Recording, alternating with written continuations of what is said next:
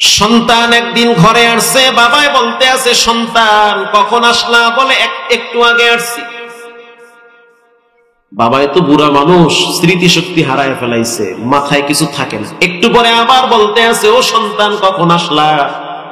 বলে আমি আসছি একটু আগে। বাবা আবার বলতে আছে, ও সন্তান কখন আসলা? বলে কয়বার বলবো? 3 বার বলছি না, আসছি একটু আগে, আবার বারবার বলো। বাবাই কষ্ট পাইছে। বাবাই তখন বলতে আছে, সন্তান আলমারির ভিতরে একটা ডায়েরি আছে, নিয়ে আসো। সন্তান মনে করছে বুঝি সম্পদ টম্পদ ঢুকানো আছে ডায়েরির পাতার ভিতরে। তাড়াতাড়ি আলমারি খুইলা ডায়েরি নিয়ে আসছে। ডায়েরি আইনা দেখে 30 বছর আগের বাবার কিছু লেখা ডায়েরিতে লেখা আছে। বাবাই বলল, সন্তান দেখো কি লেখা আছে। সন্তান বসে বসে বাবার লেখা পড়তেছে। অমুক তারিখে, অমুক দিনে, অমুক মাসে, অমুক সপ্তাহে, এই টাইমে বাপ তার ছেলেরে নিয়ে রাস্তায় হাঁটতেছিল। এই বাবা তার ছেলেরে নিয়ে রাস্তায় হাঁটতেছিল। সন্তান হাঁটতে গিয়া পইরা যায়, 1 বার 2 বার না, 17 বার পড়ে গিয়েছে। বাবায় উঠাইয়া 17 বার কপালে চুমা দিয়েছে। এটা লেখা আছে, এটা লেখা আছে। পড়তেছে, চোখের পানি ফালাইয়া কাঁদতেছে। আবার একটু পর দেখে লেখা দেখতেছে, সন্তান বাবা আপনি কবে লেখছেন? বলে আমি তো প্রতিদিনের ডায়েরি প্রতিদিন লেখি, দৈনন্দিন জীবনী আমি লিখতে থাকি। পৃষ্ঠা উল্টায়া দেখো, পৃষ্ঠা উল্টায়া দেখলো। একদিন বাবায় সন্তানরে নিয়ে ঈদগাহে রওনা হয়েছে। সন্তানরে নিয়ে যাইতেছে, বাবার পায়ের ভিতরে জুতা ছিল না। সন্তান তখন বলতেছিল, বাপ আমার পায়ে দামি জুতা, তোমার পায়ে জুতা নাই। তখন বাবায় বলল, সন্তান আমি কয় টাকাই বা কামাই করি, যদি আমি আমার জন্য জুতা কিনি তোমার জন্য কিনা হবে না। তুমি ছোট মানুষ, বন্ধু বান্ধবের সাথে ঘুরো, তোমার জুতার প্রয়োজন। আমি বুড়া হয়ে গেছি, আমার জুতা লাগবে না। ওটাও বাবায় লেখা রাখছে। এরপরে ঈদের নামাজ পড়িরা সন্তান বাবার হাত ধইরা বাড়িতে আসতেছেন। গাছের দিকে তাকায় দেখে একটা কাক বসে আছে। সন্তান বাচ্চা মানুষ, কাক দেখে নাচানাচি করে। এবার সন্তান আব্বারে বলে, আব্বু বলো ওটা কি? বাবায় বলে কাক। সন্তান আবার প্রশ্ন করলো, বাবা ওটা কি? বলে কাক। আবার প্রশ্ন করলো, ওটা কি? বলে কাক। 1 বার আর 2 বার না, প্রায় 7 বার প্রশ্ন করেছে। 7 বারই বাবায় বলছে ওটা কাক। 7 বার বইলা বাবায় কপালে চুমা দিয়া বলছে, বাজান তুমি ছোট মানুষ, বুঝো না, ওটা হলো কাক। ও সন্তান, আজকে আমি 3 বার বলছি, তুমি কি ঘরে আসছো? 3 বার বলার কারণে আমারে ধমক দাও, অথচ তুমি 7 বার বলেছ, ধমক দেই নাই, বরং চুমা দিয়েছি। এজন্য খবরদার বাজান, কখনোই আব্বা আম্মার সাথে খারাপ ব্যবহার করবেন না। আর তারা বাঁচবেই বা কয়দিন? বলতে পারেন, হুজুর আব্বা আম্মা টাকা খায়া ফেলাইছে, খাক না ভাই, আপনি তো বাচ্চা আছেন, সুস্থ আছেন, আরো কামাইতে পারবেন। আপনার তো 3-4টা বোন আছে, মা বাবার মনে চায় ওই মেয়েদের বাড়ি বেড়াইতে যাইতে। এমনও হইতে পারে আপনার পকেট থেকে মা এক সময় 200 টাকা নিয়ে গেছে। ওটা মায়ের জন্য হালাল, মায়ের অধিকার, মা নিতে পারবে। আপনি কে আর মা কে? কথা কন না কান। আপনি কে আর বাপ কে? একই তো রক্ত। খাইলে আপনার আব্বাই খাইছে, কেন আপনি বলেন টাকা নেছো কাজ? এটা কেমন কথা? কেন বাবারে লজ্জা দেন? এমনও হয় যে বাবাই মেয়ের বাড়িতে যাবে, বাবার তো টাকা নাই, বাবার তো টাকা নাই। তখন বাবাই কি করে? নিরুপায় হয়ে সন্তানের পকেট থেকে 500 নিয়ে যায়। কারণ গেলেই তো নাতিরা জড়ায় ধরা, ও নানা মজা করতে গিয়ে নিয়ে আসছো। এজন্য আমার উদ্দেশ্য হলো হিফজুল আমানাত। ভাইরা আমার, আমানতদারি ঠিক রাখেন। সন্তানের আমানত, মা বাবার আমানত, কখনোই খেয়ানত করা যাবে না। আমানত বড় দামি সম্পদ। কষ্ট হয়? 4 গুণ থাকলে সে জান্নাতে যাবে, 4 গুণ না থাকলে জাহান্নামে যাবে। লা ঈমানা লিমান লা আমানাতাহু, যার আমানতদারি নাই তার ঈমান নাই। হজ করছেন, কাবায় গেছেন, মদিনায় গেছেন, অথচ আপনার লেনদেন ভালো না, বোঝা যাবে আপনার ঈমানে দুর্বলতা আছে, আপনার ঈমানের সমস্যা। এক যুবক এসে বলল, হুজুর আমার মহল্লায় যে লোকটা নতুন বাড়ি করছে খুব ভালো মানুষ, ওইনুল হেকায়াতে আসছে, খুব ভালো, খালি প্রশংসা। হযরত ওমর ধমক দেখ, এত প্রশংসা, তুমি তার সাথে লেনদেন করছো? কয় না করি না। আগে লেনদেন কইরা এরপরে কইও লোকটা কেমন। তার মানে একজন মানুষ কতদূর ভালো বোঝা যায় লেনদেন করলেই কেমন লোকটা। আল্লাহর রাসূল বলেন, এক নম্বরে আমানত, দুই নম্বরে ওয়াসিদকু হাদিসিন। আপনাদের বিরক্তি ভাব আসতেছে, আমি ছেড়ে দেব একটু পরে। ওয়াসিদকু হাদিসিন, সত্য বলবা, সত্য সাক্ষী দিবা, সাদাকে সাদা বলবা, কালাকে কালা বলবা। কখনোই মিথ্যা সাক্ষী দিয়া মানুষকে জেলখানায় নিবা না। মিথ্যা মামলা দিয়া মানুষের আয়না করে ভরানো হয়েছে, এমন নজির বাংলাদেশে ঘটছে। মিথ্যা মামলা দিবা না, মিথ্যা সাক্ষী দিবা না, মিথ্যা অপবাদ দিবা না। আসিদকু হাদিসিন, সত্য বলবা, ফাঁসির কাস্টে দাঁড়াইয়া বলবা আমি ইমানের উপরে অবিচল আছি, জমিন যার আইন চলবে তা, এটা বলবা, সত্য সাক্ষী দিবা, সত্য বলবা। এবার আল্লাহ কোরআনে বলেন, বলবো, ইয়া আইয়ুহাল্লাযীনা আমানু কুনু কাওয়ামিনা বিল কিসতি শুহাদাআ লিল্লাহ। হে ঈমানদারেরা, তোমরা সত্যের পথে অবিচল থাকো, স্ট্রং থাকো, টলমল হইও না, স্থির থাকো। ওয়ালাউ আলা আনফুসিকুম আওয়াল ওয়ালিদাইনি ওয়াল আকরাবিন, সত্যের পক্ষে, ন্যায়ের পক্ষে থাকতে গিয়া সন্তান তোমার বিরুদ্ধে যাবে, যাক, কথা কন না কেন? মা বাবা তোমার বিরুদ্ধে যাবে, যাক। আল্লাহ নিজেই বলেন, হয়তো তোমার আব্বা আম্মা তোমার সত্যবাদী হওয়ার কারণে তারা তোমাকে পছন্দ নাও করতে পারে। বিল ওয়ালিদাইন ওয়াল আকরাবিন, তোমার চাচা তোমারে পছন্দ করবে না, তোমার বোন জামাই তোমারে পছন্দ করবে না, তোমার বন্ধু বান্ধব ডানে বামে যারা আছে তোমার স্পষ্ট ভাষার কারণে তারা তোমারে পছন্দ করে না।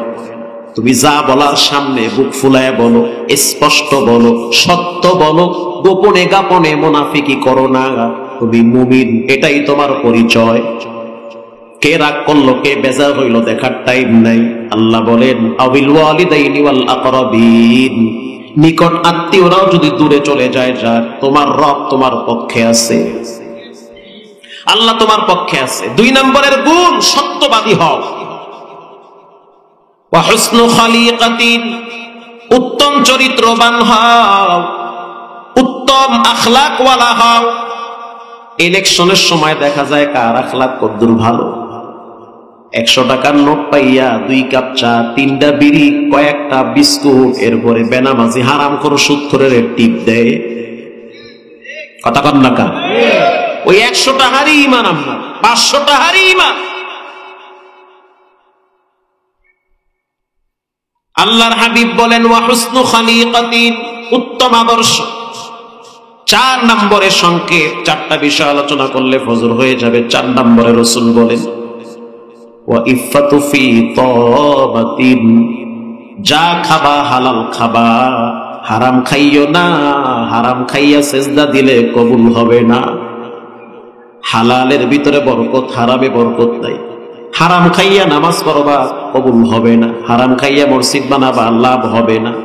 কারণ তোমার রক্ত, গোস্ত, চামড়া, হাড্ডি যদি হারাম থাকে, বাইতুল্লাহর গিলাফ ধইরা লাব্বাইকের আওয়াজ দিল, লাভ হবে না, লাভ হবে না। হযরত ওমর রাদিয়াল্লাহু তাআলা আনহু থেকে হাদিস বর্ণিত, তিনি বলেন, মানিশতারা সাওবা বিআশরাতি দারাহিম ওয়া ফীহি দিরহামুন হারাম, কেউ যদি 10 টাকা দিয়া জামা বানায়, 1400 বছর আগের 10 টাকা, বর্তমান কত হইবে? কত না হইলো 20 টাকা তো হইবি না, আরো বেশি, আরো বেশি, ধরেন 1000 টাকা, আরো অনেক বেশি। কই 1400 বছর আগে, কই 2025 সাল। হযরত ওমর বলেন, 10 দিরহাম দিয়ে যদি কেউ জামা বানায়, ধরেন 1000 টাকা দিয়ে যদি কেউ জামা বানায়, এই জামার ভিতরে যদি 1 টাকা হারাম থাকে, হযরত ওমর বলেন পুরা জামাটাই হারাম। এবার বোঝেন ঠেলা কি, বাটাম ফাটা কদ্দুর আল্লাহর ওলি, এখানে গেলেই বোঝা যায়। অন্য এক হাদিসে রাসূল বলেন, লা ইয়াদখুলুল জান্নাতা জাসাদুন গুদিয়া বিল হারাম। হারাম মাল দ্বারা যাদের দেহ রক্ত গোস্ত হবে, এটা জান্নাতে যাবে না, এটা জাহান্নামে যাবে। একজন ব্যক্তি মিশর থেকে সফর কইরা মক্কায় আসছে, এটা মুসলিম শরীফের হাদিস। মক্কায় আইসা চুল অনেক বড়, বাবরি চুল, দাড়িগুলা সুন্দর সুন্দর, একটা জামা, চোখের ভিতরে সুরমা লাগানো, কিন্তু ক্লান্ত পথ ক্লান্ত শরীর নিয়ে তিনি মক্কায় আসছে।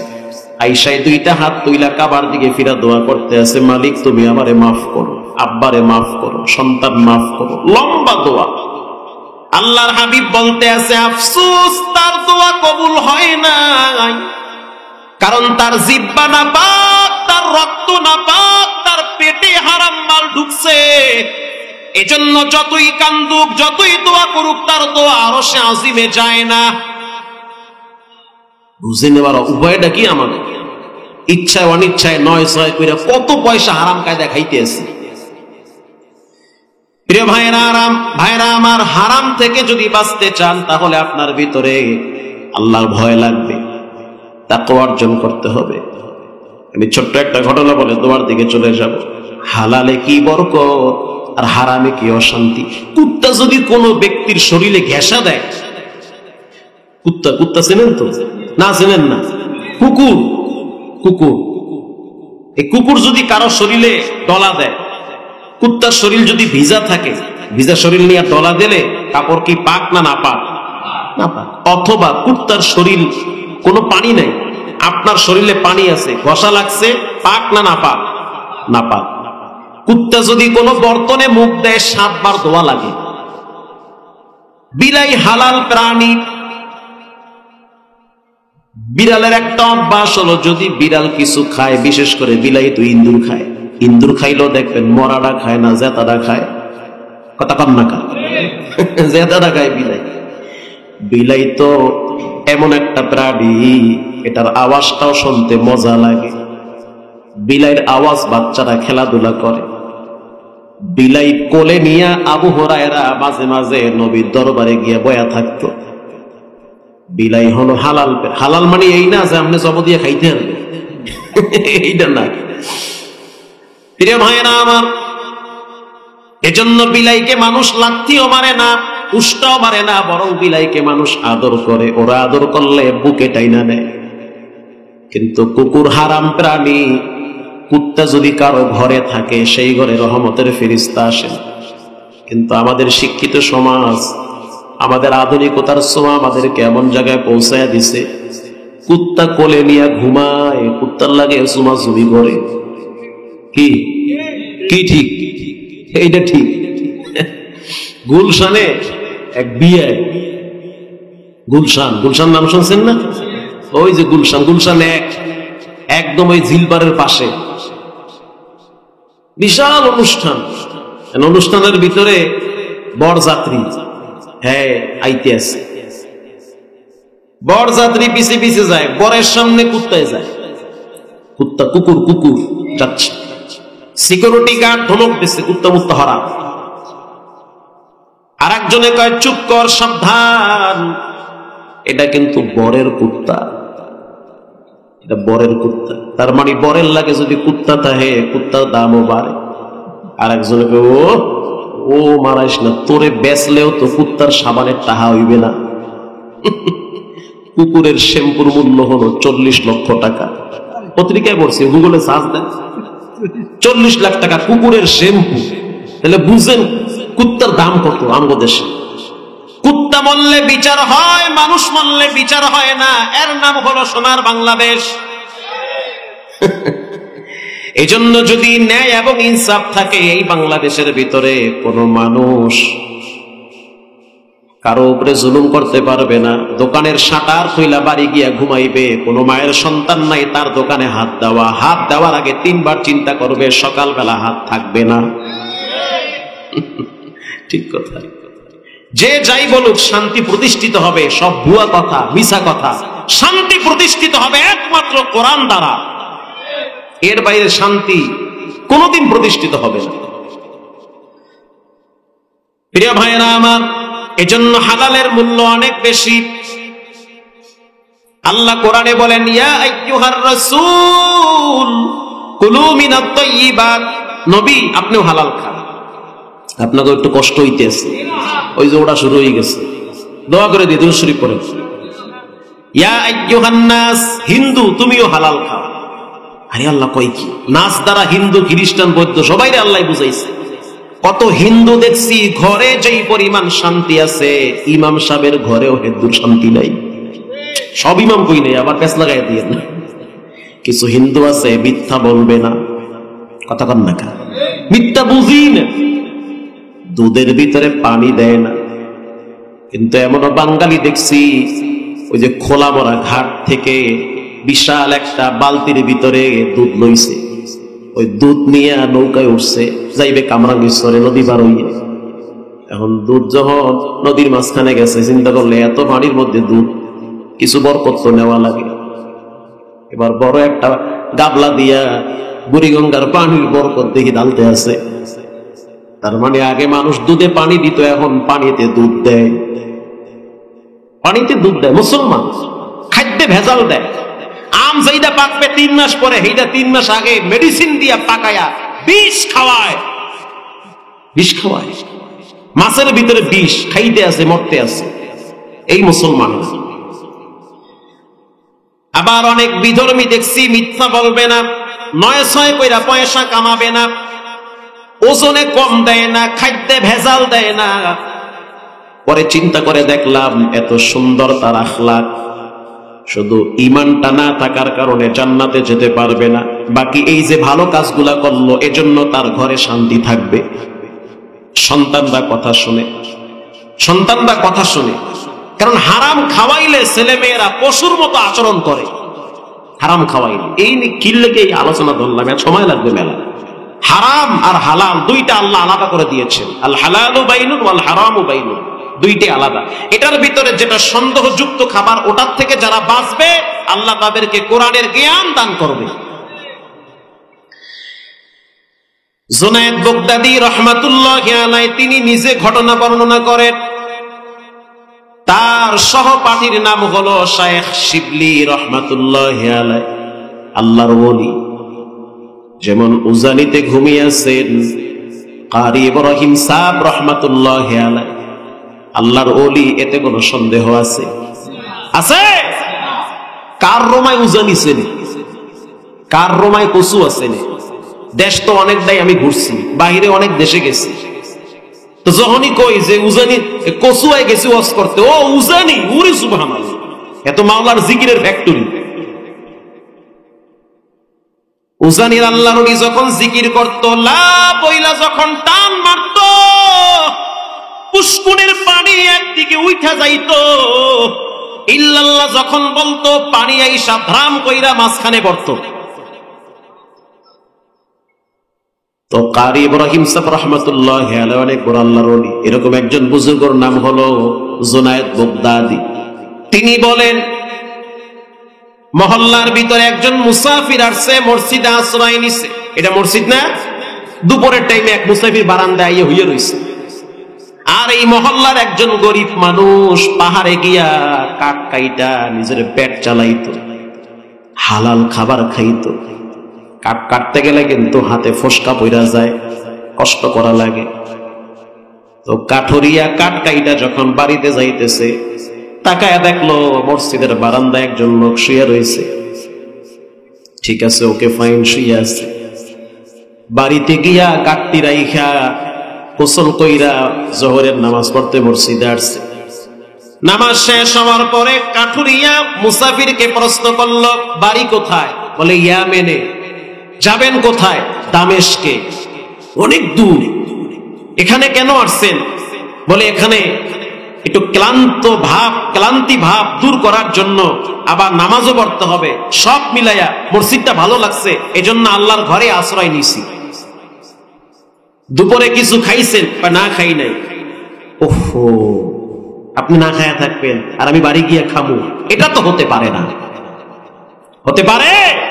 পারে না। আরে এখন তো মানুষ জিগাই না, ভাই আপনি কইতে আইছে, সালামও দেয় না। জিগাইলে যদি আবার হ্যাঁ আত্মীয়র মধ্যে কেউ হইয়া যায়, দুপুরে নিয়ে যদি খাওয়ার লাগে। মুসাফিরকে বলল কিছু খাইছেন না? খাই নাই। আচ্ছা ঠিক আছে, ওয়েট, বাসায় যাই। বাসায় গিয়া দেখলো স্ত্রী 6টা রুটি বানায়া বসে আছে। এবার কাঠুরিয়া বলল, বিবি আমার রুটি কয়টা? বলে 6টা। কয়জনের জন্য? বলে তুমি আমি 2 জন আর বাচ্চা সন্তান, 3 জনের জন্য 6টা রুটি। কাঠুরিয়া ডাক দিয়া বলে, ও বিবি আমার, মসজিদের বারান্দায় একজন মুসাফির আসছে, সে কিন্তু নামাজ পড়ে, সে মুমিন বান্দা, আল্লাহরে সিজদা দেয়, আবার দেখছি নামাজের পরে দুরূদ শরীফও পড়ে। তার মানে বোঝা গেল সে আশিকে রাসূল। আমি ঘরে আইসা খাবো, সে না খায়া থাকবে, এটা হতে পারে না, এটা হতেই পারে না। অতএব তোমাদের ভাগের রুটি তোমরা খাও, আমার ভাগে যেই 2টা রুটি আছে আমারে দাও, আমি পানি খায়া আজকের দিন পার করব, ভাগের 2টা রুটি মুসাফিরকে দিব, দিয়ে দিব। স্ত্রী ডাক দিয়া বলে, ও স্বামী আমার, যেই ঘরের স্বামী নেকের কাজের জন্য পা বাড়ায়, সেই ঘরের বউ তো পিছায়া থাকতে পারে না। আমার ভাগের রুটি আমি দিয়ে দিলাম, একটা দিব, আর একটা খাইয়া কাজ করা লাগবে। সন্তান ডাক দিয়া বলে, বাবা, যেই ঘরের বাপ মুসাফিরকে খাবার দেয়, যেই ঘরের মা নবীর আশিকরে খাবার দেয়, ওই ঘরের সন্তান কেমনে পিছায়া থাকে? আব্বু, আমার ভাগের 2টা রুটি, যাও, একটা রুটি আমি দিয়ে দিলাম। এবার মুসাফির নিজের ভাগে একটা রাইখা 3 জনের ভাগ থেকে 3টা নিয়া কাঠুরিয়া মুসাফিরের কাছে পৌঁছায়া দিল। খাইতে থাকেন, দোয়া কইরেন, তৃপ্তি সহকারে খাইল। পরের দিন আবার তাকায় দেখলো মসজিদের বারান্দায় হইয়া রইছে, যায় নাই। কেমন লাগে মেজাজটা? বাড়ি গিয়া দেখলো রুটি কয়টা? কাজগুলো রুটি 3টা। তো মহা মুসিবতের খাওয়া মুখী। কিছু খাইছেন? মুসাফির কয় খাই নাই। ওয়েট, বাসায় যাই। এবার মুসাফির বলল, বিবি আমার, একটা কাজ করি, অন্য কিছু আছে? বলে খেজুর আছে। তাহলে 3 জনে মিলে খেজুর খাই, আর 2টা রুটি মুসাফিরকে দেই। আচ্ছা ঠিক আছে, দিয়ে আসে। 2টা রুটি দিয়ে আসলো, খাইলো। 3য় দিন আবার তাকায় দেখে মসজিদের বারান্দায় শুয়ে রয়েছে। কি ব্যাপার, আজকেও যান নাই? না, যাই নাই। ঠিক আছে, থাকে। বাসায় যাওয়ার পর একটা রুটি নিয়ে আসছে। মেহমানদারি সব দিন কি সমান থাকে? প্রথম দিন ভালো থাকে, এরপরের দিন মোটামুটি, এরপরে কদ্দুরা খাওয়াইবে, হোগা সাইরে আপনি বইয়া রয়েছেন, লড়তে চান, খালি খাওয়াইতেই থাকবে আপনারে। কি যে বয়ান আপনারা দেন গাড়িতে বইয়া, এটি হনতে হনতে আস্তাগফিরুল্লাহ, লা হাওলা ওয়ালা কুওয়াতা ইল্লা বিল্লাহ, আস্তাগফিরুল্লাহ বলেন। মানে লড়ে চড়ে না, লেবেন ডিসমার লড়বে, হ্যাঁ লড়বে। এবার চিৎকার বেড়ে বলল, মুসাফির, সত্য করে বলেন, প্রথম দিন ছিলেন 3টা খাওয়াইছি, দ্বিতীয় দিন ছিলেন 2টা খাওয়াইছি, আজকে আসছেন, আজকেও একটা দিছি, কেন আপনি জান না? আমগো ঘরে তো সব না খাইয়া থাকবে আপনার লোককে, আমি গরিব মানুষ, কামাই আর কদ্দুর করি। তখন মুসাফির বলতে আছে, কাঠুরিয়া, কোন হাত দিয়া কাঠ কাটো? 2 হাত মিলাইয়া শক্ত করে বাড়ি মারি, হাতটা দেখি। হাতটার দিকে যখন তাকাইলো, তাকায়া দেখলো পুরা হাত লাল হয়ে ফসকা পড়ে আছে। মুসাফির হাতটার ভিতরে চুমা দিয়া বলে, আল্লাহ, এই হাতে কি বরকত দিলা, এই হাত দিয়া কাট কাইটা কাইটা হালাল উপার্জন করে কষ্ট কইরা সংসার চালায়। প্রথম দিন তুমি আমারে 3টা রুটি খাওয়াইছো, আল্লাহর ঘরের মালিকের শপথ, প্রথম দিন আমি নবীরে 3 বার স্বপ্নে দেখছি, দ্বিতীয় দিন আমি 2 বার স্বপ্নে দেখছি। চিন্তা করলাম, যেই জায়গায় থাকলে নবীরে স্বপ্নে দেখা যায়, ওই জায়গা তো ছাড়া যায় না, এজন্য একটা রুটি খাইলেও তো নবীরে স্বপ্নে দেখবো, কারণ তোমার হালাল খাবারের ভিতরে নূর চমকাইতে থাকে। এটা হলো বাবা হালালে বরকত। এজন্য হারাম থেকে বাঁচতে হবে, হালাল খাওয়া লাগবে। আব্বা আম্মার খেদমত করেন, উস্তাদের সাথে ভালো ব্যবহার করেন। আজ থেকে পাক্কা নিয়ত করে নেন, জুমা, সালাতুল জুমা আগামীকাল থেকে শুরু। আগামীকাল সাইয়্যিদুল আইয়াম ইয়াউমুল জুমা, শ্রেষ্ঠ রাত, শ্রেষ্ঠ দিন, জুমার রাত। তওবা করে নেন, জীবনে যত অপরাধ করেছি আল্লাহর কাছে ক্ষমা চাই। কারো হক নষ্ট করে খাবো না, কারো ব্যাপারে মিথ্যা অপবাদ দিব না, যা দেখবো তাই মনে করব, বিষয়টা এমন না, আলাদাও কিছু হতে পারে। অতএব সাবধান, শোনা কথার উপরে কান দেওয়া যাবে না, যার তার ব্যাপারে খারাপ মন্তব্য করা যাবে না। আব্বা আম্মার খেদমত করেন, মসজিদের সাথে অন্তরটা লাগায় রাখেন, অন্তত পক্ষে আপনার মৃত্যুর পর যেন মুসল্লিরা বলে লোকটা ভালো ছিল, নামাজি, একটু হইল তো দোয়া করবে। যদি নিয়তটা ভালো থাকে, জীবনে কোনোদিন হারাম খাবো না, আমানতের মাল খেয়ানত করব না, মিথ্যা বলবো না, সত্যবাদী হব, হালাল উপার্জন করব, আখলাকটা সুন্দর বানাবো। দিলটা যদি নরম থাকে, তওবার নিয়াইতে দুইটা হাত জুমার রাতে আল্লাহরে দেখায়া দেয়, নারায়ে তাকবীর। আয় আল্লাহ হাতগুলা কবুল করে নেন, জীবনে বারবার মক্কা মদিনায় যাওয়ার তৌফিক দেন, বলেন আমিন। দোয়া হয়ে যাবে, দোয়ার আগে আমি 2 মিনিট সময় নেব। একজন লোক উঠবেন না। কষ্টের দিনে আব্বা আম্মা ছিল, সুখের দিনে মা বাবা নাই। আছে না এমন মানুষ? সুখের দিনে আব্বা আম্মা নাই, দুঃখের দিনে ছিল। মা বাবা থাকলে খাওয়ানো লাগতো, চিকিৎসা করার লাগতো, এখন নাই, দিতেও পারেন না, চিকিৎসাও করেন না। অথচ আপনার টাকা বউ খায়, মাইয়া পোলা খায়, ঘর বাড়িতে ব্যয় হয়, এত খায়, তারপরও আপনার মন পাওয়া যায় না। এত দেন, তারপরও তাদের ভালো হাসি মুখে ফুটে না। এত খরচ করেন, এক ঈদে যদি কাপড় চোপড় না দেন, স্ত্রী সন্তান সবাই আপনার বিরুদ্ধে বিদ্রোহ ঘোষণা করে। অতএব আব্বা আম্মার জন্য এমন কোন মায়ের সন্তান আছেন, আমি মসজিদের জন্য 1000 টাকা দিয়ে দিলাম, 1000 বেশি না, মায়ের জন্য ফালায় দেন। মা ভক্ত সন্তান নাই কোনো এতিম এখানে? 1000 টাকা দেওয়ার মতো আছেন কোন মায়ের সন্তান এখানে? 1000 টাকা ইনশাআল্লাহ লেখেন ভাইয়ের নামে 1000। এই ভাই একা ঠকবেন না, ঠকবেনই না। আপনি লিখে নেন স্মরণের কাগজে আর কলমে, জীবনে ঠকবেন না আব্বা আম্মার জন্য দান করলে।